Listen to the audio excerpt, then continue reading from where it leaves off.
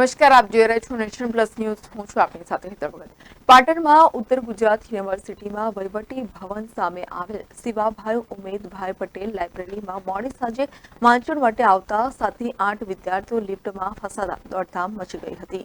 પાટણમાં ઉત્તર ગુજરાત યુનિવર્સિટીની શિવાભાઈ ઉમેદભાઈ પટેલ લાઇબ્રેરીમાં દિવસ અને રાત્રિ દરમિયાન મોટી સંખ્યામાં વિદ્યાર્થીઓ અને વિદ્યાર્થીનીઓ વાંચન માટે આવન જાવન કરે છે અને તેના માટે લિફ્ટનો ઉપયોગ કરે છે.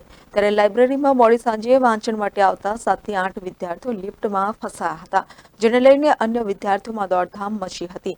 ત્યારે યુનિવર્સિટી સત્તાધીશો દ્વારા સમયાંતરે લિફ્ટનું મેન્ટેનન્સ કરવામાં આવે તે જરૂરી છે, નહીં તો કોઈ વખત દુર્ઘટના સર્જાય તો જવાબદાર કોણ તેવા સવાલો ઉઠ્યા છે. Deepak Satwara, Nation Plus News, Patan.